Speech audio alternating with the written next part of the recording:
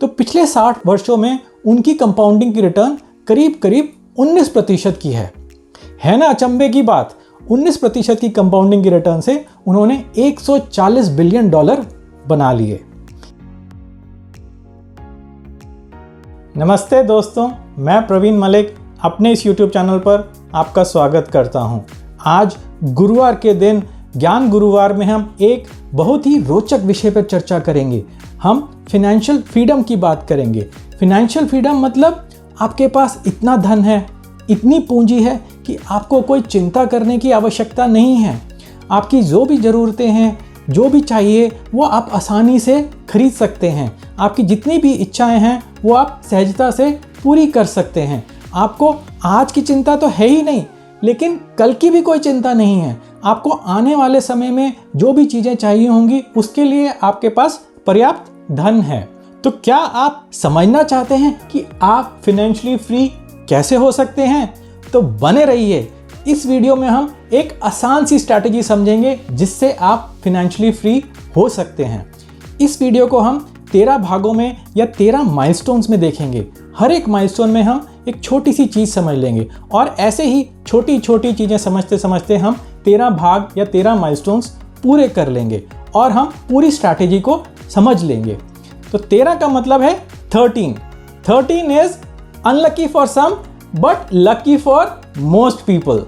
तो स्टार्ट करते हैं माइलस्टोन नंबर 1 से। Milestone 1, simple interest. तो सिंपल इंटरेस्ट एक साधारण व्यक्ति की तरह है, एक स्वस्थ व्यक्ति की तरह है जो अच्छा खाना पीना खाता है, घर का खाना पीना खाता है और सुबह मॉर्निंग वॉक पे भी जाता है और बिल्कुल ही स्वस्थ रहता है। तो सिंपल इंटरेस्ट के फॉर्मूला में 3 आइटम्स हैं: प्रिंसिपल, रेट ऑफ इंटरेस्ट और टाइम।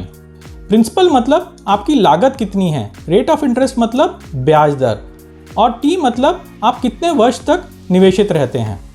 तो मान लेते हैं आपने 100 रुपये निवेश किए और आपको सालाना 10% का ब्याज मिल रहा है और आप केवल 1 वर्ष के लिए निवेशित रहते हैं। तो आपको वर्ष के अंत में 10 रुपये का ब्याज मिल जाएगा और आपको 110 रुपये वापस मिल जाएंगे।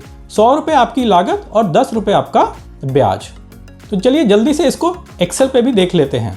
तो आपकी ब्याज दर है 10%। तो पहले वर्ष के शुरू में आप 100 रुपये का निवेश करते हैं तो आपको वर्ष के अंत में 10 रुपये का इंटरेस्ट मिल जाता है, 10 रुपये का ब्याज मिल जाता है और वर्ष के अंत में आपको 110 रुपये वापस मिल जाते हैं। 110 रुपये का मतलब है कि 100 रुपये आपकी लागत और 10 रुपये आपका ब्याज। तो चलिए देख लेते हैं दूसरे वर्ष में क्या होगा। तो दूसरे वर्ष में भी आपको 10 रुपये का ब्याज मिलेगा और वर्ष के अंत में आपको 110 रुपये वापस मिल जाएंगे। तो तीसरे वर्ष में भी कहानी सेम ही रहेगी। तो तीसरे वर्ष में भी आपको 110 रुपये ही वापस मिलेंगे। Milestone number 2, compound interest. Magic begins from here. यहाँ से जादू की शुरुआत होती है। कंपाउंड इंटरेस्ट भी एक साधारण व्यक्ति की तरह ही है। ये एक स्वस्थ व्यक्ति है जो अपना खाना पीना तो ठीक रखता ही है, मॉर्निंग वॉक पे तो जाता ही है, लेकिन साथ में प्रोटीन शेक ले लेता है, जिम जाता है, डोले शोले बनाता है। अरे यहाँ पे कुछ नहीं है। तो हम अब कंपाउंड इंटरेस्ट को समझेंगे। कंपाउंड इंटरेस्ट में आपको इंटरेस्ट पे इंटरेस्ट मिलता है, मतलब ब्याज पे ब्याज मिलता है।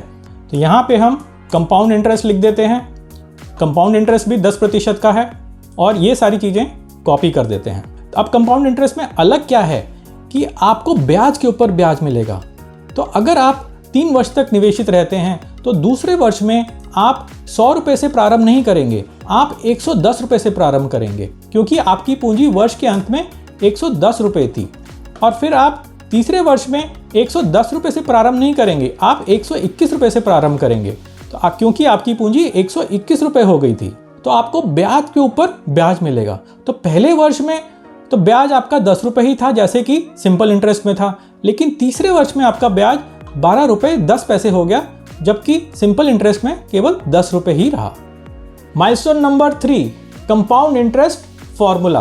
तो कंपाउंड इंटरेस्ट फॉर्मूला भी सिंपल इंटरेस्ट की तरह ही है। इसमें भी 3 आइटम्स हैं: P principal, R rate of interest और T टाइम। परंतु यहाँ पे टाइम T ऊपर आ रहा है, एक्सपोनेंट की तरह, पावर की तरह ऊपर आ रहा है, इसलिए फॉर्मूला बदल जाता है। तो इसमें आपको ब्याज के ऊपर ब्याज मिलता है। चलिए अपनी एक्सेल पे वापस चलते हैं और कुछ और चीज़ें देख लेते हैं। इसको थोड़ा सा नीचे कर देते हैं और यहाँ पे एक कंपाउंड इंटरेस्ट का फॉर्मूला लिख देते हैं। A equal to P cross 1 plus R raise to the power T। तो एक्सेल में पावर के लिए या एक्सपोनेंट कैलकुलेट करने के लिए एक फॉर्मूला है जिसका नाम भी पावर ही है। तो जैसे कि आप 2 टू पावर 3 करना चाहते हैं तो आप यहाँ पे 2 लिखेंगे और यहाँ पे 3 लिख देंगे तो ये 2 टू द पावर 3 कर देगा। तो आंसर आ जाएगा 8। तो एक्सेल के इस फॉर्मूले को हम कंपाउंड इंटरेस्ट कैलकुलेट करने के लिए यूज़ कर सकते हैं। तो हम 3 साल की कैलकुलेशन दोबारा कर लेते हैं। तो हमारा प्रिंसिपल था 100 रुपये, जिसको हमने 3 वर्ष के लिए रखा। तो 100 इंटू पावर 1 प्लस R।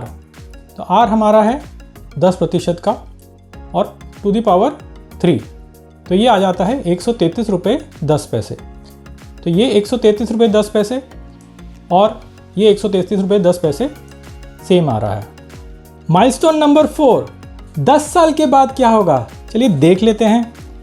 तो यहाँ पे सिंपल इंटरेस्ट 10% है, कंपाउंड इंटरेस्ट भी 10% है। तो कैलकुलेशन करके देख लेते हैं कि 10 साल के बाद क्या होगा। तो इसको 10 तक कैलकुलेट करते हैं, इसको यहाँ से कॉपी करते हैं और पेस्ट कर देते हैं। तो अगर आप सिंपल इंटरेस्ट पे 100 रुपये लगाते हैं तो आपको हर एक वर्ष 10 रुपये का ब्याज मिल जाएगा। तो 10 वर्ष के उपरांत आपका ब्याज हो जाएगा 100 रुपये। तो आपकी लागत थी 100 रुपये, आपको ब्याज मिला 100 रुपये का, तो टोटल आपकी पूंजी बन गई 100 प्लस 100। तो 10 साल के उपरांत आपकी पूंजी बन जाएगी 200 रुपये। चलिए कंपाउंड इंटरेस्ट में भी सेम कैलकुलेशन कर लेते हैं। इसको यहाँ पे कॉपी करते हैं और पेस्ट कर देते हैं।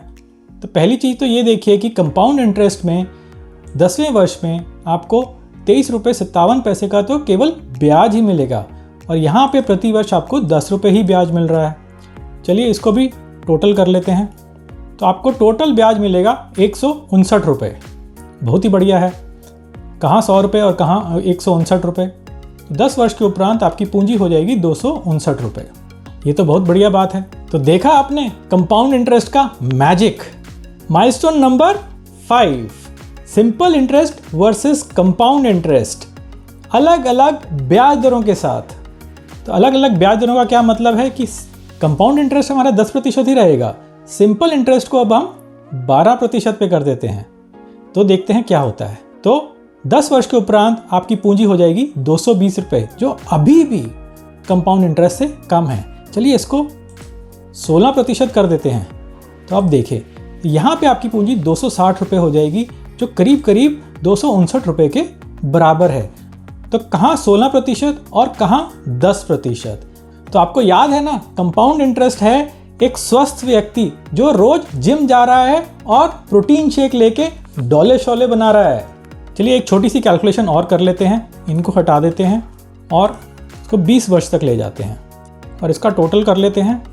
तो आपकी पूंजी थी 100 रुपये, आपको ब्याज मिला 320 रुपये, तो आपका टोटल हो गया 100 प्लस 320 इक्वल टू 420। ये तो अच्छा नंबर नहीं है, यहाँ तो 420 का दावा लग जाएगा। चलिए आगे चलते हैं। सेम कैलकुलेशन हम कंपाउंड इंटरेस्ट के लिए भी कर लेते हैं। अब यहाँ पे हम ब्याज दर बढ़ा के 24% की कर देते हैं। तो 24% के सिंपल इंटरेस्ट के हिसाब से आपके 100 रुपये 20 साल के बाद 580 रुपये हो जाएंगे और वही पैसे 10% की कंपाउंड इंटरेस्ट के साथ 672 रुपये हो जाएंगे। क्या बात है।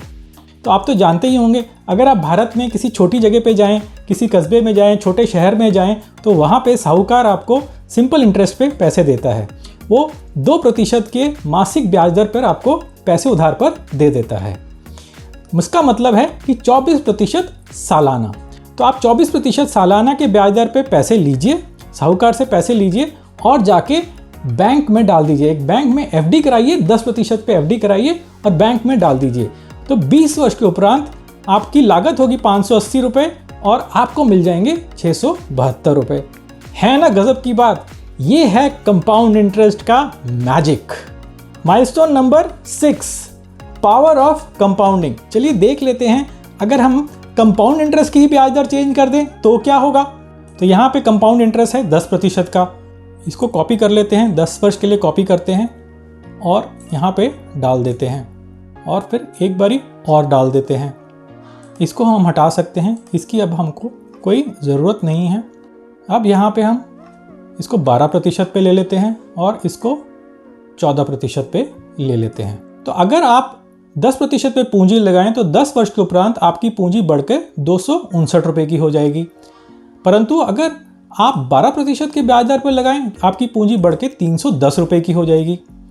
और अगर आप 14% पे लगा दें तो क्या कहना, आपकी पूंजी बढ़कर 370 रुपये हो जाएगी।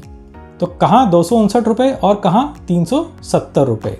तो ये है पावर ऑफ कंपाउंडिंग। जैसे जैसे कंपाउंड इंटरेस्ट बढ़ता जाता है वैसे वैसे आपकी पूंजी बहुत ज़्यादा ग्रो करने लगती है। Milestone number 7, power of long term. तो यहाँ पे हमने 10 वर्ष के लिए कैलकुलेशंस करी थी, अब यही कैलकुलेशंस हम 20 वर्ष के लिए कर देते हैं। तो देखते हैं लॉन्ग टर्म में क्या फ़र्क पड़ता है। तो ये कॉपी कर दिया हमने और ये भी कॉपी कर दिया हमने। तो यहाँ पे देखिए, तो अगर आप 10% की ब्याज दर पे अपनी पूंजी 20 वर्ष के लिए रखते हैं तो आपकी पूंजी बढ़कर 672 रुपये की हो जाएगी। लेकिन अगर आपकी ब्याज दर 12% की है तो ये हो जाएगी 964 रुपये, करीब करीब 1.5 गुना। और यही अगर पूंजी आप 14% की ब्याज दर पर रखते हैं तो आपकी पूंजी बढ़ के हो जाएगी 1374 रुपये, जो करीब करीब डबल है। तो 14% 10% का डबल नहीं है, लेकिन आपकी पूंजी डबल हो रही है। ये है पावर ऑफ लॉन्ग टर्म। तो हमने पहले देखा पावर ऑफ कंपाउंडिंग, अब देखा हमने पावर ऑफ लॉन्ग टर्म। तो आप दोनों चीज़ें याद रखिए। Milestone number 8, tax implications. अगर आप अपनी पूंजी एक बैंक एफडी पे कंपाउंड इंटरेस्ट पे लगाते हैं तो आपको ब्याज से कुछ कमाई होती है और उस कमाई का एक छोटा सा हिस्सा आपको भारत सरकार को देना पड़ता है। टैक्स के रूप में भारत सरकार आपसे आपकी कमाई का एक छोटा सा हिस्सा ले जाती है। तो भारत सरकार भी आपकी कमाई में एक पार्टनर है। तो चलिए देख लेते हैं कि भारत सरकार की पार्टनरशिप कितनी है और आपको टैक्स चुकाने के बाद कितना लाभ मिलता है। चलिए यहाँ पे एक और कॉलम इंसर्ट कर देते हैं और यहाँ पे टैक्स लिख देते हैं। मान लेते हैं कि टैक्स की ब्याज दर 20% की है। तो टैक्स की ब्याज दर आपके इनकम टैक्स स्लैब पर होगी। हो सकता है 0% हो सकता है 5% हो सकता है 20% हो सकता है उससे भी ज़्यादा हो, 30% भी हो सकती है। और उसके ऊपर आपको सरचार्ज भी देना पड़ेगा। पर चलिए मान लेते हैं ये 20% है। तो जितनी भी आपकी कमाई हुई है उस पर आपको टैक्स देना पड़ेगा। तो मैं इनकम टैक्स के लॉज या रूल्स पे नहीं जा रहा हूँ, एक जनरल कैलकुलेशन कर रहा हूँ। तो अगर हम इनकम टैक्स के रूल्स पे जाएंगे तो हो सकता है कि आपको बैंक के इंटरेस्ट पे कोई टैक्स ना भी देना पड़े। तो चलिए हम 20% पे कैलकुलेशन करते हैं। 20% इंटू 10, तो आपको 2 रुपये का टैक्स देना पड़ेगा। तो अगर आप 2 रुपये का टैक्स पे करते हैं तो आपका फाइनल अमाउंट आ जाएगा 110 रुपये माइनस 2 रुपये, तो 108 रुपये। तो अगले वर्ष आपका ब्याज 108 रुपये पे कैलकुलेट होगा। तो यहाँ पे हम 108 रुपये लिख देते हैं और आपको टैक्स देना पड़ेगा 10 रुपये 80 पैसे पर। तो वो हो जाएगा 2 रुपये 16 पैसे और आपका फाइनल अमाउंट आ जाएगा 116 रुपये 64 पैसे। चलिए आगे की कैलकुलेशन कर लेते हैं। इसको कॉपी करते हैं और अगली रोज़ में पेस्ट कर देते हैं। तो अगर आप 100 रुपये की पूंजी 10% पे निवेश करते हैं और आपका टैक्स रेट 20% का है तो 20 वर्षों के उपरांत आपकी पूंजी बढ़ के 466 रुपये की हो जाएगी। Milestone number 9, bank FD versus stock market returns taxes के साथ। तो चलिए वापस आ जाते हैं और 10% की कैलकुलेशन तो हमने कर ही दी है।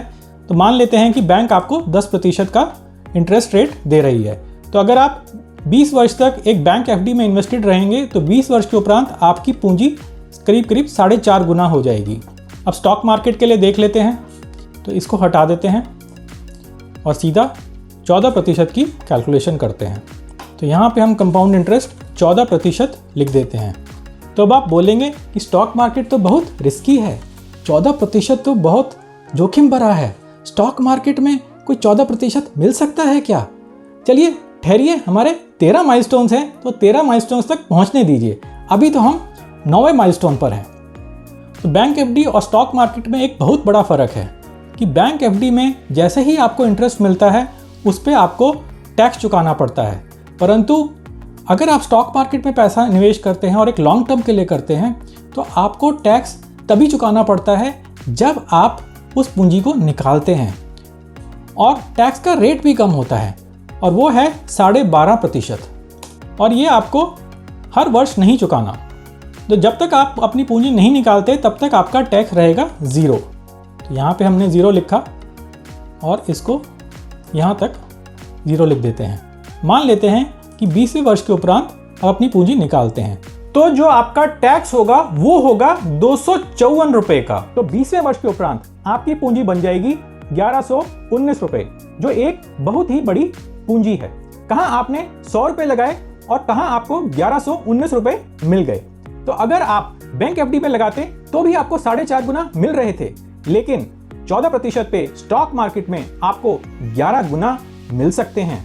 अब क्वेश्चन यही आ जाता है कि क्या स्टॉक मार्केट में पैसा लगाया जाए, इसमें तो बहुत जोखिम है। तो बने रहिए, 13वें माइलस्टोन में जाके हम देखेंगे कि 14% संभव है या नहीं है। Milestone number 10, bank FD versus stock market returns. तो पिछले माइलस्टोन में हमने देखा कि बैंक एफडी में आपको 10% की रिटर्न मिल सकती है, उसके साथ कुछ टैक्स इम्प्लीकेशन भी होते हैं। स्टॉक मार्केट में आपको 14% की रिटर्न मिल सकती है, परंतु स्टॉक मार्केट में एक बहुत बड़ा जोखिम रहता है कि आपकी पूंजी नीचे की तरफ ना चलनी शुरू कर दे, गायब ही ना हो जाए।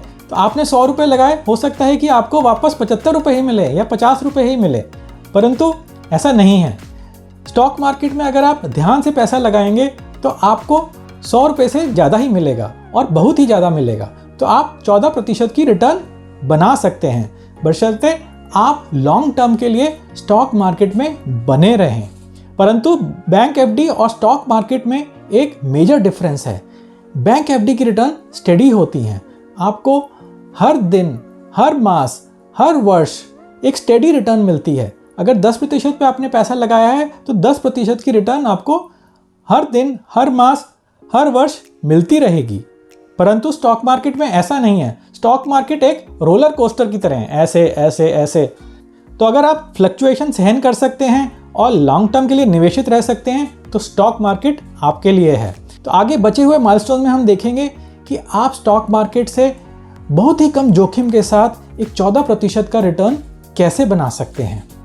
माइलस्टोन नंबर 11, निफ्टी के पिछले 20 वर्ष के रिटर्न्स। तो यहाँ पे मैंने capitalmind.com नामक एक वेबसाइट से डेटा लिया हुआ है। तो उनकी वेबसाइट पे पिछले कुछ वर्षों का निफ्टी का डेटा है। चलिए इसको देख लेते हैं।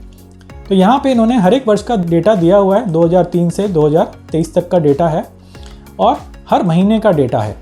तो इसमें इन्होंने बताया हुआ है कि निफ्टी की रिटर्न कितनी है। तो 2003 में निफ्टी की रिटर्न रही 76.6%, 2004 में रही 13%, फिर 38.6% और ऐसे करते करते 2023 में 21.3%। तो ये निफ्टी की रिटर्न्स हैं। तो यहाँ हमको दिख रहा है कि निफ्टी की रिटर्न्स ऊपर नीचे हो रही हैं, हर एक वर्ष में कभी ज़्यादा है कभी कम है, लेकिन फिर भी धीरे धीरे करके ऊपर ही जा रहा है। तो चलिए देख लेते हैं। अगर किसी ने वर्ष 2002 में 1 लाख रुपए निफ्टी में इन्वेस्ट किए होते तो उसकी पूंजी बढ़ के अगले वर्ष 1,76,600 रुपये हो गई होती, क्योंकि निफ्टी ने 76.6% के रिटर्न दिए थे।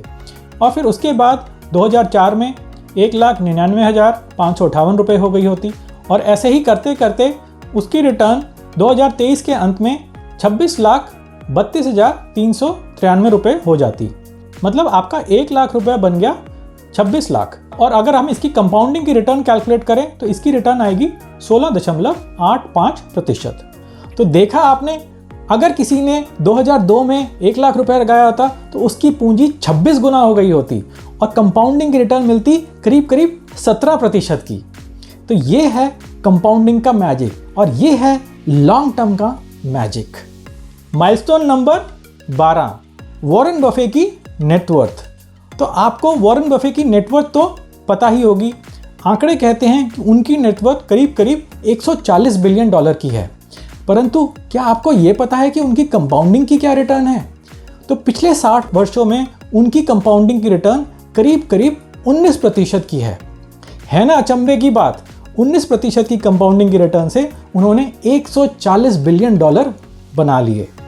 तो हम अपनी तुलना वॉरेन बफे से तो नहीं कर सकते, वो तो स्टॉक मार्केट के एक बड़े ही दिग्गज खिलाड़ी हैं और बहुत ही पुराने खिलाड़ी हैं। हम तो ये होप ही कर सकते हैं कि हम उनके कहीं आसपास पहुंच जाएं। तो हम 19% का होप कर सकते हैं, लेकिन निफ्टी ही हमको 17% की रिटर्न दे रहा है, तो हम निफ्टी से ही शुरुआत कर सकते हैं। तो चलिए देख लेते हैं कि वॉरेन बफे इंडेक्स के बारे में क्या बोलते हैं। तो यहाँ पे एक पूरा आर्टिकल है जिसमें यह बताया गया है कि वॉरेन बफे इंडेक्स इन्वेस्टिंग के बारे में क्या सोचते हैं। यहाँ पे 7 ऐसे कारण लिखे गए हैं जिसकी वजह से वॉरेन बफे बोलते हैं कि एक छोटे इन्वेस्टर को, एक नए इन्वेस्टर को इंडेक्स में इन्वेस्ट करना चाहिए। चलिए एक छोटी सी कोट पढ़ लेते हैं। यहाँ पे वॉरेन बफे बोलते हैं, by periodically investing in an index fund, for example the know nothing investor can actually outperform the most investment professionals. तो वो कहना चाहते हैं कि एक छोटा इन्वेस्टर भी, जिसको कुछ ज़्यादा पता नहीं है, जिसको कुछ ज़्यादा जानकारी नहीं है, अगर वो रेगुलरली पीरियोडिकली एक इंडेक्स में इन्वेस्ट करे तो वो बड़े इन्वेस्टमेंट प्रोफेशनल्स को भी आउट परफॉर्म कर सकता है, बीट कर सकता है। तो वॉरेन बफे बोलना चाहते हैं कि अगर आप एक छोटे इन्वेस्टर हैं, नए इन्वेस्टर हैं, जिसको ज़्यादा जानकारी नहीं है, लेकिन अगर आप पीरियोडिकली इंडेक्स में इन्वेस्ट करते हैं तो आप बड़े प्लेयर्स को भी बीट कर सकते हैं, प्रोफेशनल प्लेयर्स को भी आउट परफॉर्म कर सकते हैं। तो इस आर्टिकल का लिंक मैंने नीचे डिस्क्रिप्शन में छोड़ दिया है। माइलस्टोन नंबर 13, आपका होमवर्क। यस, आपका होमवर्क। तो अभी तक हमने बात करी कि आप फाइनेंशियली फ्री कैसे हो सकते हैं, कंपाउंड इंटरेस्ट क्या है, लॉन्ग टर्म बेनिफिट क्या है, और भी अनेक बातें करी। लेकिन अब आपकी टर्न है, अब आपकी बारी है।